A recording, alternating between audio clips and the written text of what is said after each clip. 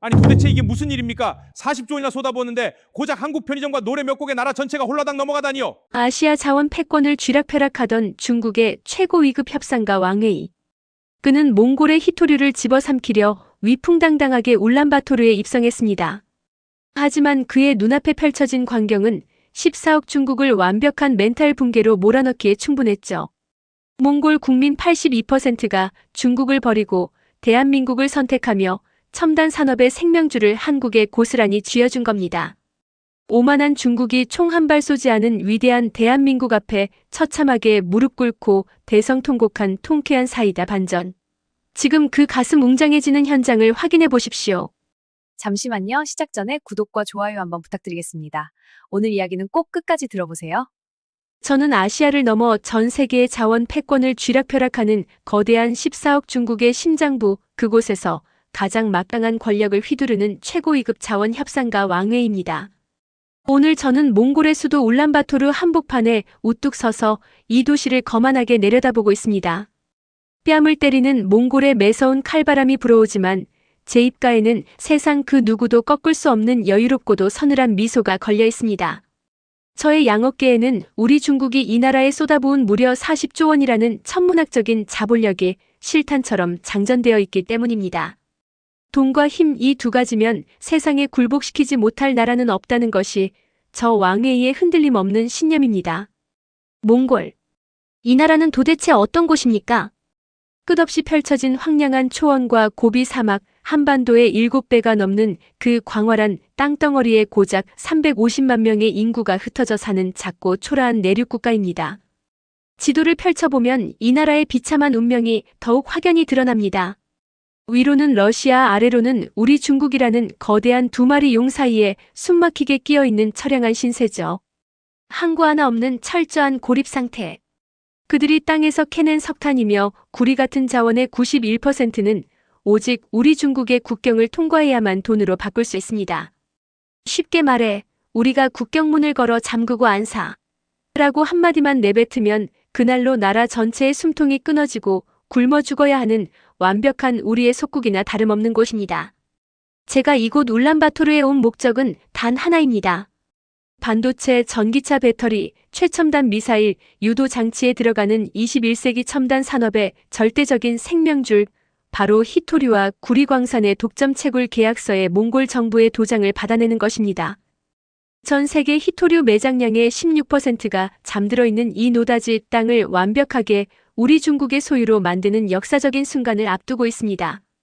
우리 중국은 지난 20년 동안 이 나라에 무려 300억 달러, 한국 돈으로 40조 원이 넘는 막대한 자금을 쏟아부으며 그들의 목줄을 단단히 쥐고 흔들어 왔습니다. 지난 2016년 몽골이 겁도 없이 달라이 라마를 초청했을 때 우리는 가차없이 화물 수수료를 올리고 기차 노선을 끊어버렸습니다. 2020년 코로나 사태 때는 일방적으로 국경을 닫아버려 몽골의 석탄 트럭 수천 대를 사막 한가운데에 방치해버리기도 했죠.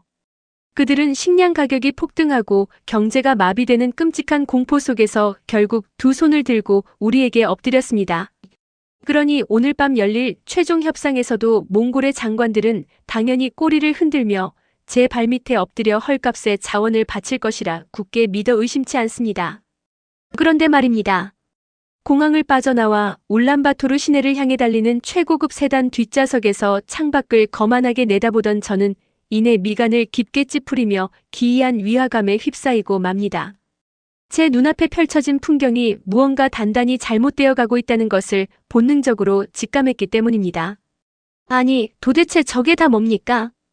분명 이곳은 몽골의 심장부인데 거리를 가득 채우고 있는 간판들은 온통 낯설고 이질적인 글자들 뿐입니다. 우리 중국의 위대하고 거대한 붉은색 한자는 눈을 씻고 찾아봐도 보이지 않습니다. 대신 그 자리를 꿰차고 있는 것은 어처구니 없게도 대한민국이라는 아주 작은 나라의 간판들입니다. 길 건너편에 초록색 CU 편의점이 24시간 환하게 불을 밝히고 있고 고개만 돌리면 파란색 GS25 간판이 버젓이 골목마다 자리 잡고 있습니다. 심지어 몽골 사람들이 길게 줄을 서서 무언가를 사려는 저 세련된 빵집은 한국의 뚜레쥬르가 아닙니까? 그 옆에는 맘스터치와 메가커피까지 마치 한국의 신도시 한복판을 통째로 뜯어다 몽골 사막 위에 얹어놓은 듯한 기막힌 풍경이 끝없이 펼쳐집니다. 어이가 없어서 헛웃음이 다 터져나옵니다. 몽골 시장에는 우리 중국에서 만들어낸 값싼 공산품들이 산더미처럼 쌓여 있습니다.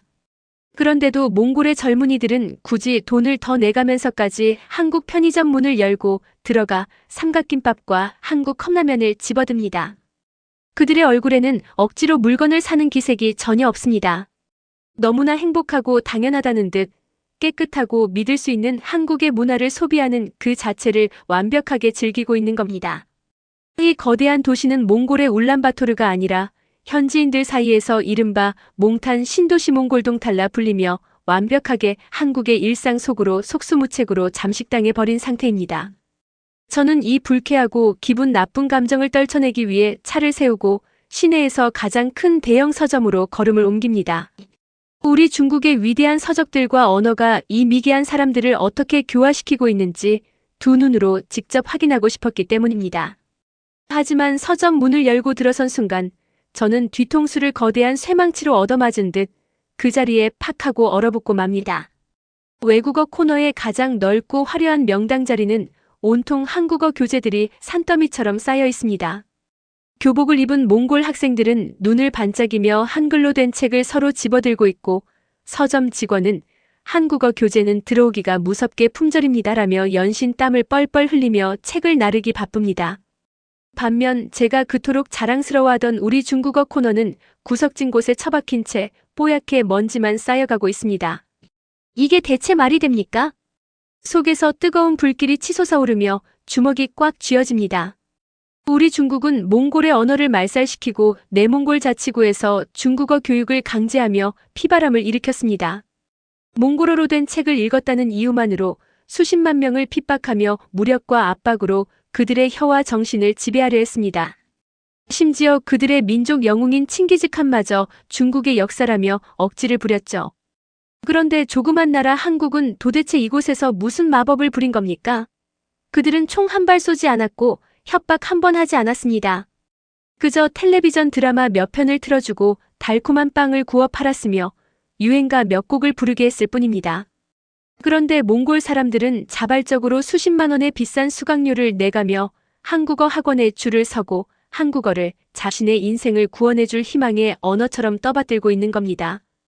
당혹감에 휩싸인 저에게 뒤따라오던 비서가 덜덜 떨리는 손으로 서류 하나를 건넵니다. 최근 몽골에서 실시된 국가호감도 설문조사 결과 보고서입니다.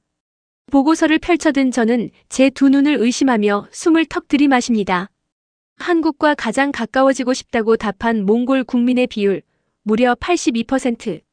반면 국경을 맞대고 경제의 91%를 쥐고 있는 우리 중국을 신뢰한다고 답한 비율 고작 3%. 미친 소리. 우리가 이 나라에 쏟아부은 돈이 자그마치 40조 원이다. 40조 원을 처바르고도 겨우 3%의 지지를 받는다는 게 말이 되느냐? 저는 핏대를 세우며 보고서를 바닥에 패대기 칩니다.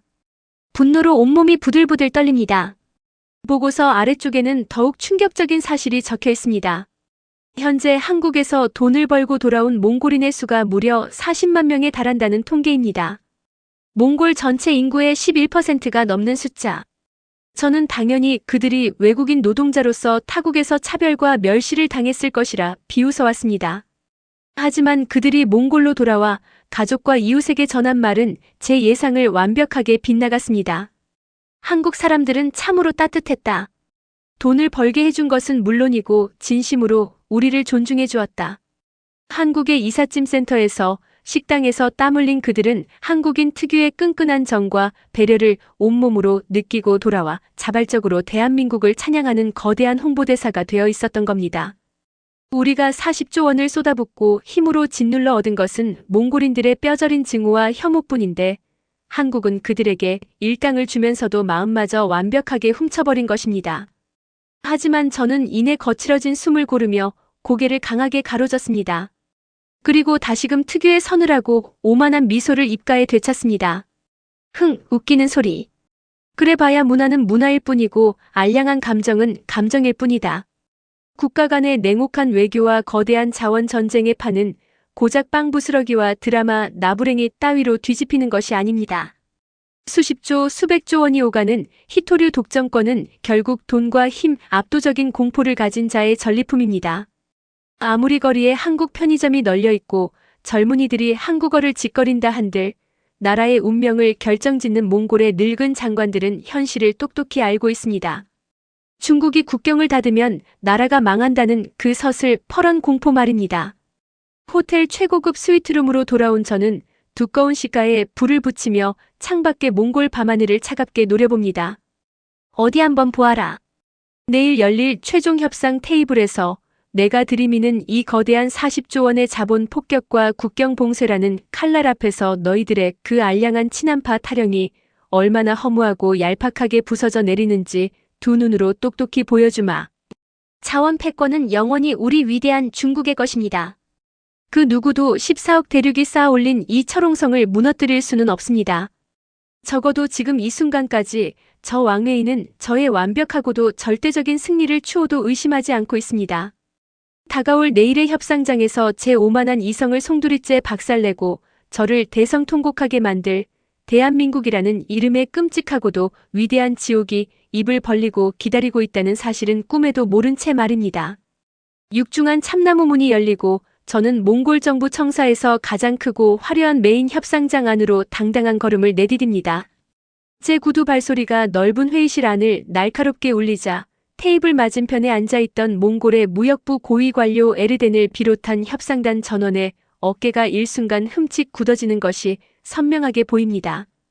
저는 속으로 쾌재를 부르며 최고급 가죽 의자에 거만하게 등을 기대고 앉습니다. 그리고 제 비서가 들고 온 두꺼운 서류철을 테이블 한가운데로 소리나게 툭 하고 던지듯 내려놓습니다. 자, 에르덴 장관. 길게 말할 필요 없겠죠. 전 세계가 탐내는 당신네들의 그 희토류와 구리광산 10년치 독점 채굴권, 우리 중국이 전부 매입해주겠습니다. 금액은 지난번보다 10%더 얹어드리죠. 당장 이 계약서에 도장부터 찍으시지요. 저의 오만방자한 태도에도 몽골 협상단은 감히 불쾌한 내색조차 하지 못할 것이라 확신합니다. 왜냐하면 저는 지금 단순한 제안을 하는 것이 아니라 그들의 목숨줄을 쥐고 흔드는 서슬퍼런 협박을 하고 있기 때문입니다. 저는 입가에 서늘하고 비릿한 미소를 띠며 한마디를 덧붙입니다. 행여나 거절할 생각은 꿈도 꾸지 마시길 바랍니다. 2020년 겨울 우리가 방역을 핑계로 국경을 단 하루아침에 폐쇄해버렸을 때를 똑똑히 기억하실 테니까요. 영하 30도의 고비 사막 한가운데서 석탄을 실은 트럭 수천 대가 꽁꽁 얼어붙고 나라 전체의 경제가 단 3일 만에 완벽하게 마비되어 버렸던 그 끔찍한 지옥 말입니다. 우리가 오늘 밤 당장 철도 운행을 멈추고 화물 수수료를 10배로 올려버리면 당신네 몽골은 당장 내일 아침부터 먹을 식량조차 끊겨 길거리에 나앉아야 한다는 현실을 절대 잊지 마십시오. 협상장 안의 공기가 얼음장처럼 차갑게 얼어붙습니다. 저는 당연히 맞은편에 앉은 에르덴 장관이 창백하게 질린 얼굴로 손수건을 꺼내 식은 땀을 닦으며 제 발밑에 납작 엎드려 자비를 구하리라 예상했습니다. 지난 수십 년간 우리 중국의 막강한 자본과 압도적인 힘 앞에서 그들은 늘 그런 식으로 비참하게 굴복해왔으니까요. 그런데 제 시선과 정면으로 부딪힌 에르덴 장관의 두 눈동자는 제가 알던 과거의 그 비굴한 눈빛이 아니었습니다. 식은땀을 흘리기는커녕 깊고 고요한 호수처럼 조금의 흔들림도 없는 단단한 눈빛으로 저를 뚫어지게 응시하고 있는 겁니다. 그리고 그는 천천히 아주 정중하지만 단호한 손길로 제가 던진 계약서를 제 쪽으로 다시 쓱 밀어냅니다. 왕웨이 대표님, 방금 대표님께서 말씀하신 그 지옥 같은 시간들, 우리 몽골 국민 중 단 한 사람도 잊은 적이 없습니다. 잊을 수가 없지요. 에르덴 장관의 묵직하고 차분한 목소리가 협상장의 무거운 정적을 갈라놓습니다. 당신네 중국은 무려 40조 원이라는 막대한 돈을 우리에게 쏟아부었다며 생색을 내지만 그 돈은 결코 우리를 살리기 위한 것이 아니었습니다. 우리의 피와 땀이 어린 자원을 헐값에 강탈해 가기 위한 사채업자의 족쇄였고 몽골의 숨통을 천천히 옥죄어오는 독가스였습니다. 달라이 라마를 초청했다고 기차를 끊어버리고 국경을 멋대로 닫아 우리 국민들을 사막에서 얼어 죽게 만들었죠. 심지어 내몽골에 사는 우리 형제들의 입에서 몽골어를 영원히 빼앗아버리고 우리의 위대한 영웅 칭기즈칸마저 당신들의 역사라며 도둑질하려 들지 않았습니까? 에르덴의 입술이 미세하게 떨리고 있었지만 그 목소리에는 두려움이 아닌 억눌린 짐승의 맹렬한 분노가 서려 있었습니다. 저는 그의 뜻밖의 반항에 당황하면서도 겉으로는 헛웃음을 치며 빈정거립니다.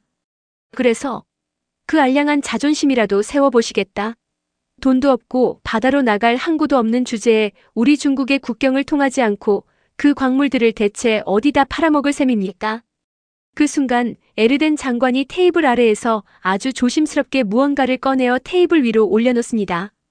그것은 제 주먹만 한 크기의 투명한 유리병이었습니다. 저는 미간을 찌푸리며 그 안을 들여다봅니다. 유리병 안에는 아주 작고 노란 알갱이들이 가득 담겨 있었습니다. 이게 뭡니까? 설마 이런 쓰레기 같은 걸로 나와 협상이라도 하겠다는 거요? 에르덴 장관이 유리병을 쓰다듬으며 벅차오르는 감정을 억누르듯 깊게 숨을 들이마십니다. 쓰레기가 아닙니다. 왕웨이 대표님. 이것은 기적입니다. 우리 몽골 땅을 지배하는 척박하고 얼어붙은 영하의 기온과 모래바람을 뚫고 기어이 황금빛으로 고개를 숙인 찬란한 생명. 바로 쌀입니다. 쌀이라고. 이 사막 한가운데서 벼농사를 지었다는 게 말이 됩니까? 우리 중국 최고의 농업 전문가들이 40년 넘게 매달려도 단 한 번도 성공하지 못한 일인데. 제가 경악하며 소리치자 에르덴 장관의 입가에 처음으로 희미한 그러나 뼈가 시리도록 벅찬 미소가 번집니다.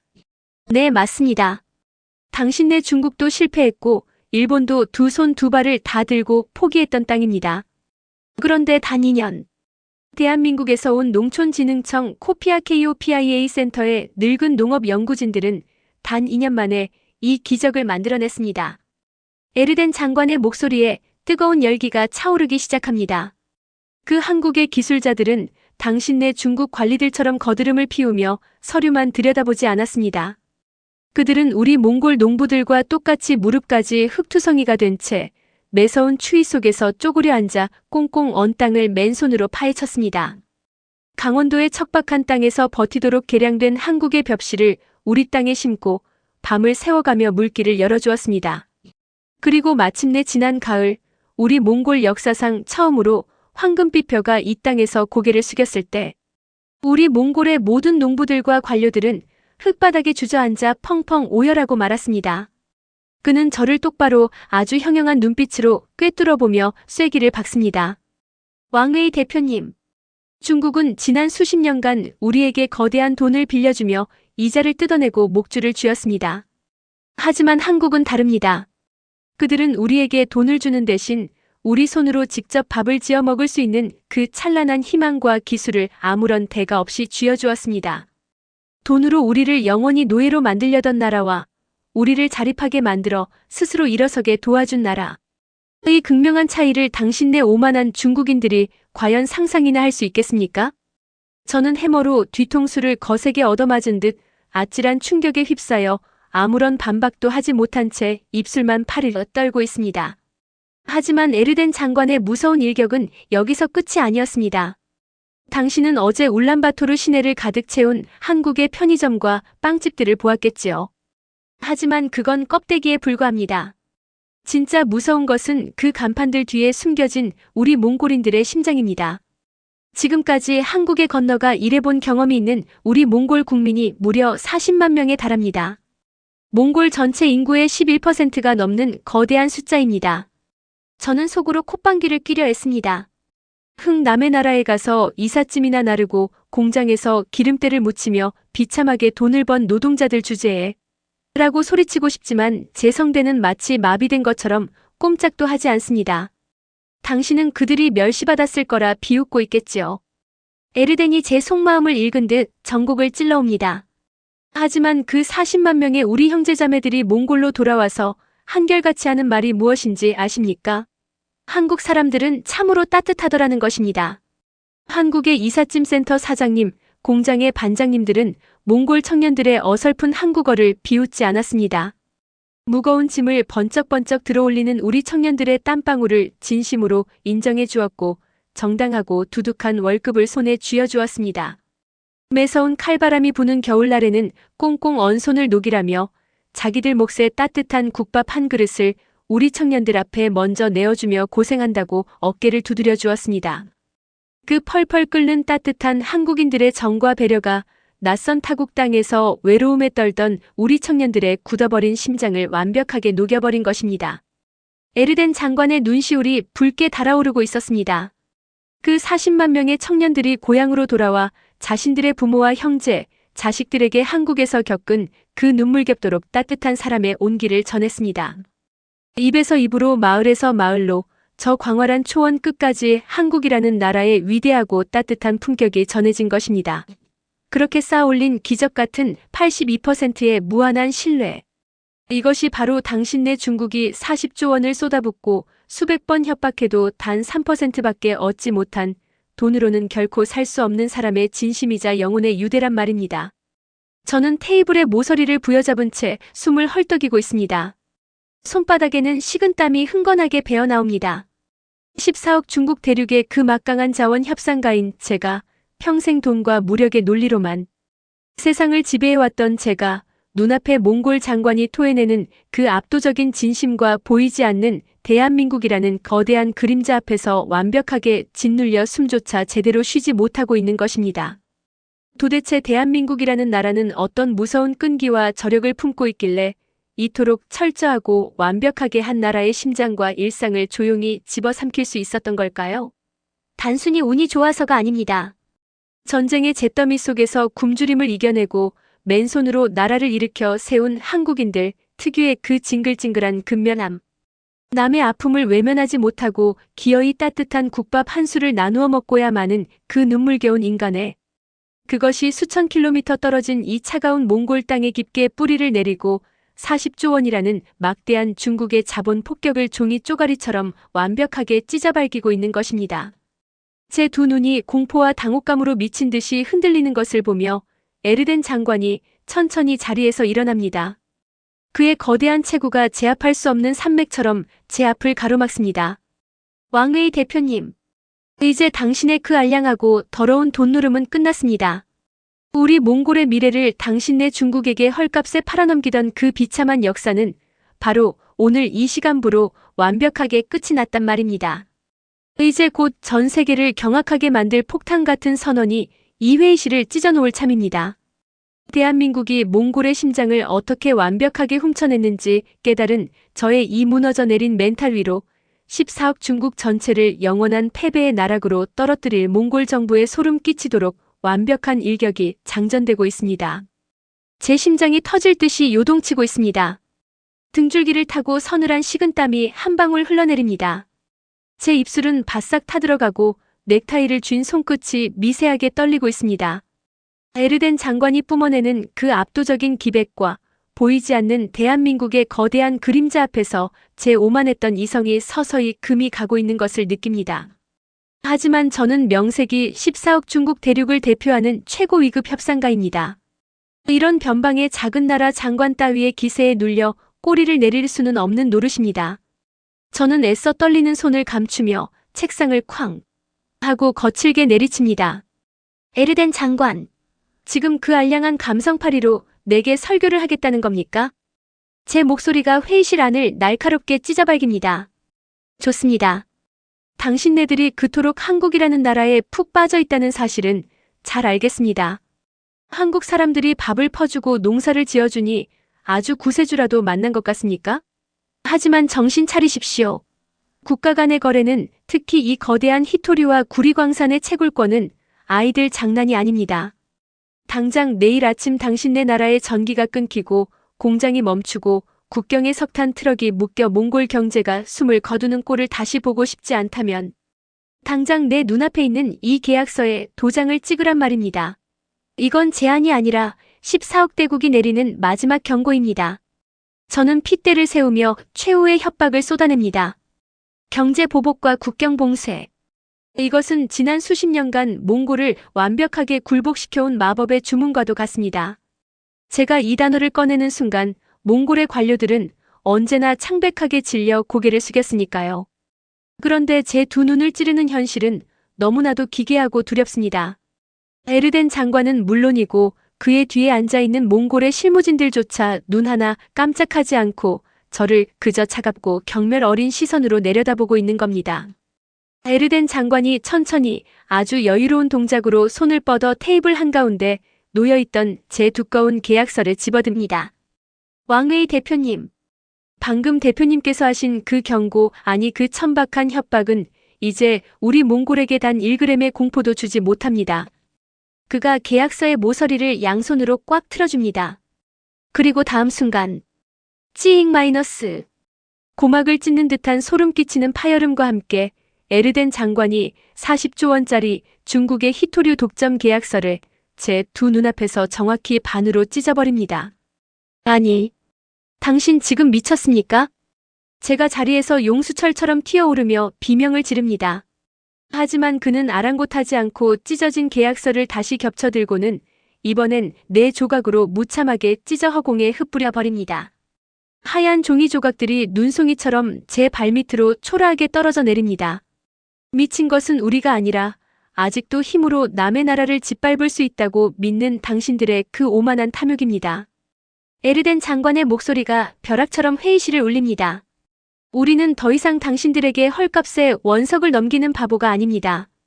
이미 몽골 정부는 며칠 전 반도체와 전기차 배터리에 들어갈 이 모든 핵심 히토류와 구리의 탐사 및 1차 가공에 대한 전권을 오직 대한민국 최고의 기술진에게 전면 양도하기로 공식 합의를 마쳤습니다. 쾅! 하고 거대한 해머가 제 뒤통수를 부숴버리는 듯한 충격이 전신을 강타합니다. 제 두 다리에 힘이 풀리며 저는 의자 위로 털썩 주저앉고 맙니다. 네. 대한민국에게 정권을 넘겼다고? 그게 무슨 헛소리입니까? 한국은 히토류를 가공할 자원도 몽골과 맞닿은 국경도 없는 나라인데. 제가 짐승처럼 헐떡이며 소리치자 에르덴 장관이 서류 가방에서 새하얀 결제판 하나를 꺼내 제 앞으로 밀어던집니다. 그 문서의 맨 위에는 선명한 태극기 마크와 함께 한몽 희소금속협력센터라는 굵은 글씨가 박혀 있었습니다. 이 문서를 똑똑히 보십시오, 왕웨이. 당신네 중국은 그저 포클레인으로 우리 땅을 마구 파헤쳐서 그 흙더미 속에 숨겨진 금싸라기 같은 히토류를 단순한 돌덩이 가격으로 강탈해 갔습니다. 무려 38%나 싼 헐값에 우리의 피눈물을 훔쳐갔지요. 하지만 대한민국은 달랐습니다. 에르덴의 목소리에 짙은 감격과 무한한 신뢰가 묻어납니다. 한국 정부는 최고급 정밀 분석 장비와 첨단 기술진을 이곳 울란바토르로 직접 파견했습니다. 우리가 캐낸 광물이 정확히 얼마의 가치를 지니고 있는지, 반도체에 쓰이려면 어떻게 가공해야 하는지, 그 모든 첨단 기술과 노하우를 우리 몽골 청년들에게 아낌없이 전수해주고 있습니다.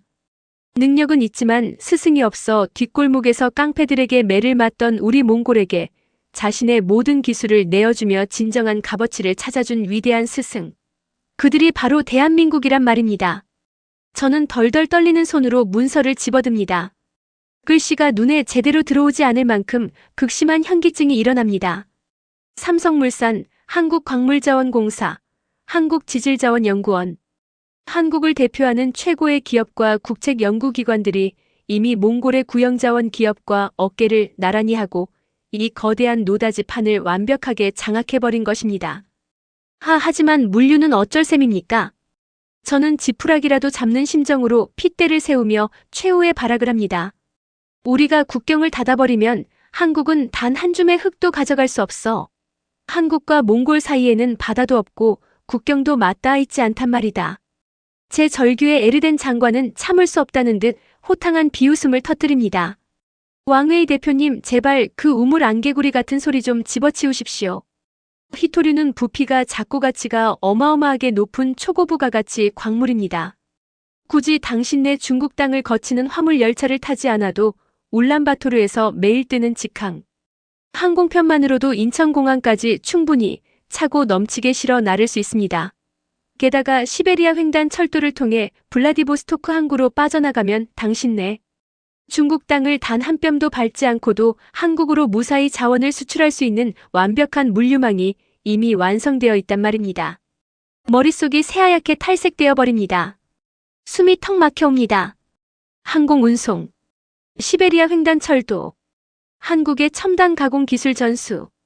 이 모든 퍼즐 조각들이 완벽하게 맞춰지는 순간 저는 14억 중국 대륙이 그토록 철석같이 믿고 있던 지리적 이점과 국경 통제라는 무기가 얼마나 하찮고 무용지물인지를 뼈저리게 깨닫고 맙니다. 한국은 무력으로 국경을 뚫은 것이 아닙니다. 그들은 압도적인 하늘길과 새로운 철의 실크로드를 개척했고 무엇보다 몽골인들의 심장 깊은 곳에 무한한 신뢰라는 가장 강력하고 견고한 고속도로를 뚫어버린 것입니다. 우리가 돈과 협박으로 몽골의 멱살을 쥐고 흔들려 할 때 대한민국은 조용히 몽골의 옆에 다가가 무릎을 맞대고 밥을 지어 먹이며 기술을 나누어 주었습니다. 그리고 그 결과 21세기 세계 경제의 명줄을 쥐고 있는 이 수백조 원어치의 첨단 광물 자원이 14억 중국의 눈앞에서 완벽하게 그리고 처참하게 대한민국의 입속으로 빨려 들어가고 있는 것입니다. 네. 이럴 수는 없어. 내가 베이징에 돌아가서 주석님께 대체 무슨 낯으로 보고를 하란 말인가? 저는 두 손으로 머리를 쥐어뜯으며 절망의 늪으로 추락합니다. 수십 년간 1대1로라는 거창한 이름 아래 수백조를 퍼부으며 중앙아시아를 집어삼키려 했던 우리 중국의 거대한 패권 야욕이 지금 이 조그만 회의실 안에서 종이장처럼 무참히 찢겨 나가고 있습니다. 몽골 장관의 굽히지 않는 당당한 눈빛. 한국 편의점에서 환하게 웃고 있던 몽골 청년들의 얼굴. 그리고 이 얼어붙은 땅에 기어이 황금빛 별을 피워낸 한국 기술진의 무서운 집념이 제 눈앞에 파노라마처럼 스쳐 지나갑니다. 무력을 앞세운 제국주의의 탐욕이 사람의 진심을 얻고 기술로 보답하는 진정한 문화 강국의 품격 앞에 완벽하게 무릎을 꿇은 것입니다. 에르덴 장관이 저를 차갑게 내려다보며 회의실 문을 향해 턱짓을 합니다. 이제 우리의 대답은 충분히 전해진 것 같군요. 당신들이 버린 쓰레기 같은 그 오만한 계약서 조각들을 주워들고 당장 우리 몽골 땅에서 나가주십시오. 우리 몽골의 앞날은 이제 우리를 진정한 형제로 대우해주는 무지개의 나라 대한민국과 영원히 함께할 것입니다. 저는 산산조각이 난 계약서 더미 위에 멍하니 주저앉은 채 차마 소리조차 내지 못하고 피눈물만 뚝뚝 흘리고 있습니다.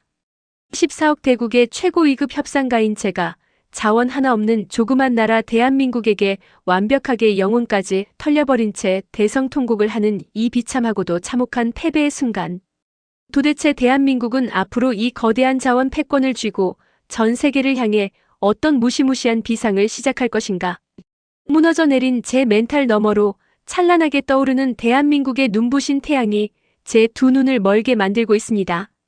저는 지금 베이징으로 향하는 비행기 창밖으로 붉게 물들어가는 서쪽 하늘을 멍하니 바라보고 있습니다. 몽골의 수도 울란바토르에 입성할 때만 해도 세상을 다 가진 듯 기세등등했던 제 두 손에는 이제 아무것도 남아있지 않습니다. 아니, 오히려 씻을 수 없는 거대한 굴욕과 철저한 패배감만이 제 온몸을 무겁게 짓누르고 있습니다. 14억이라는 엄청난 인구와 40조 원이라는 천문학적인 자본, 그리고 국경을 맞대고 있다는 그 압도적인 지리적 우위조차도 대한민국이라는 작지만 거대한 나라 앞에서는 한낱 휴지 조각에 불과했습니다. 눈을 감아도 에르덴 장관이 제 앞에서 계약서를 갈기갈기 찢어버리던 그 충격적인 장면이 생생하게 떠오릅니다. 당신네 중국은 빚을 주었지만 한국은 희망을 주었다. 그의 그 서슬퍼런 한마디가 아직도 제 귓가를 사정없이 때리며 맴돕니다. 우리 중국은 몽골 땅에 매장된 구리와 희토류를 그저 헐값에 파헤쳐갈 궁리만 했습니다. 그들의 문화를 짓밟고 칭기즈칸의 역사마저 훔치려 들며 오직 공포와 무력으로 그들을 발밑에 꿀리려 했습니다. 하지만 대한민국은 달랐습니다. 그들은 총 대신 달콤한 빵을 들고 다가갔고 군대 대신 따뜻한 미소를 지닌 편의점 직원들을 보냈습니다. 무엇보다 저를 가장 절망하게 만든 것은 한국에서 땀 흘려 일했던 40만 명의 몽골 청년들이 고국으로 돌아가 퍼뜨린 그 무시무시한 진심의 힘입니다. 이삿짐을 나르고 공장 기계를 돌리는 낯선 이방인 노동자들에게 한국인들은 멸시 대신 따뜻한 국밥 한 그릇을 내어주었습니다.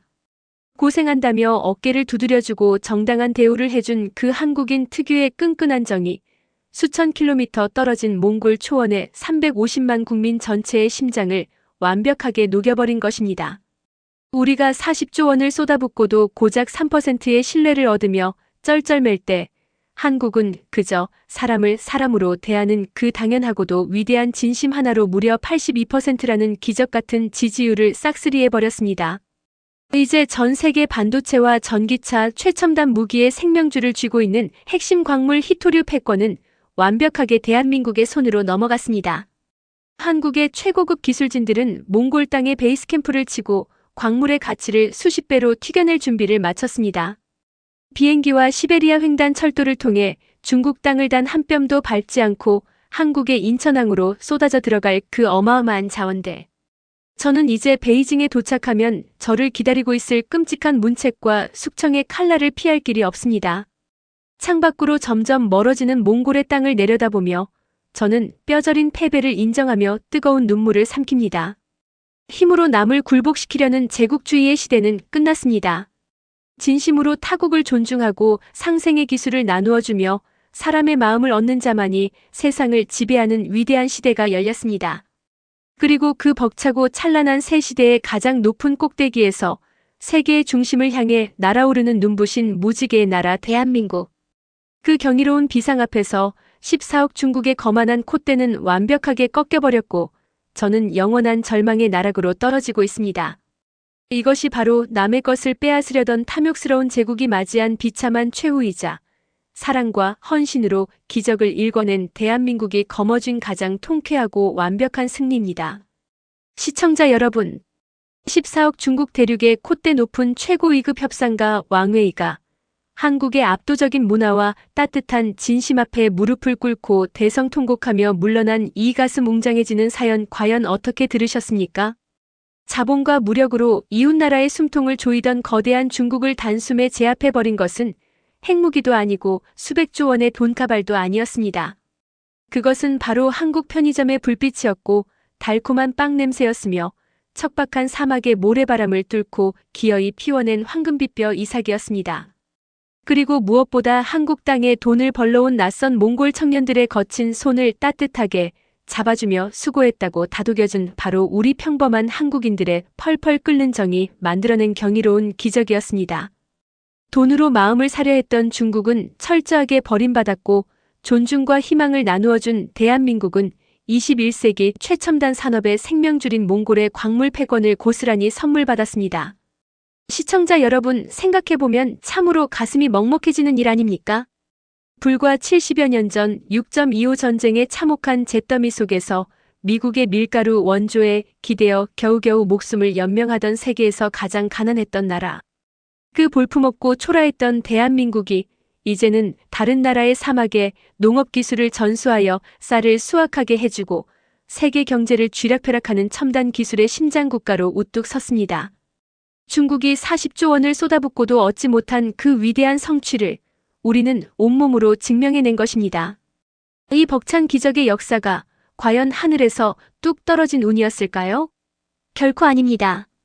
지금 이 영상을 보고 계신 여러분, 바로 우리 시니어 세대 어르신들의 그 징글징글한 피눈물과 헌신이 없었다면 결코 불가능했을 기적입니다.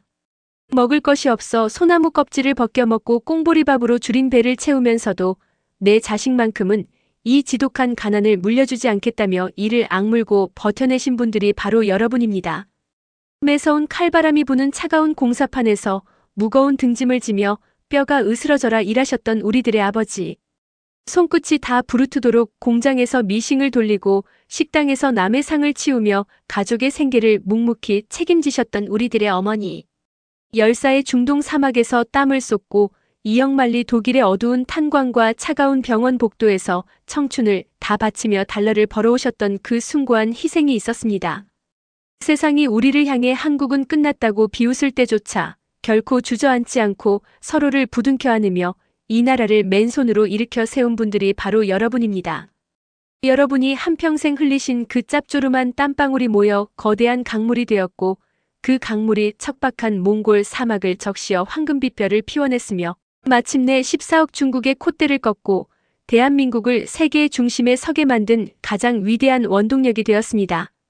오늘 몽골 국민 82%가 보여준 대한민국을 향한 무한한 존경과 찬사는 다름 아닌 여러분의 극우 분등과 굳은 살 박인 거친 두 손에 바치는 전 세계인의 벅찬 헌사입니다. 그러니 오늘만큼은 가슴을 활짝 펴고 거울 속에 비친 주름진 여러분의 얼굴을 향해 뜨거운 박수를 보내주십시오.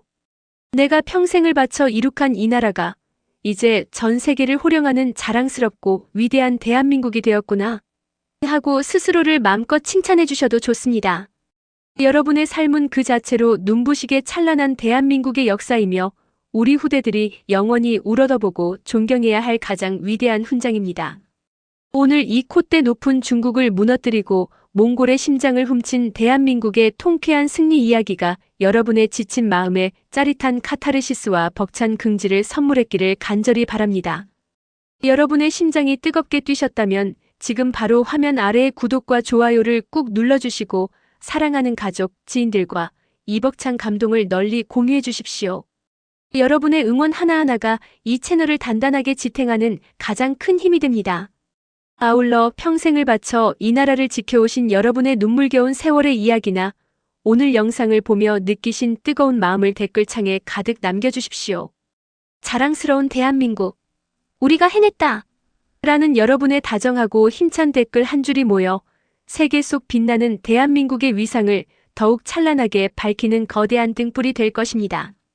내일도 여러분의 어깨를 으쓱하게 만들고 심장 박동을 최고조로 끌어올리 전 세계가 열광하는 대한민국의 놀랍고 감동적인 사연으로 잊지 않고 찾아뵙겠습니다. 모진 세월의 비바람을 묵묵히 견뎌내신 여러분의 고귀하고 아름다운 인생에 깊은 엎드려 존경을 표하며 오늘도 이 위대하고 눈부신 나라 대한민국에서 세상 그 누구보다 어깨 활짝 펴시고 당당하고 평안한 하루 보내시길 진심으로 기도합니다. 고맙습니다.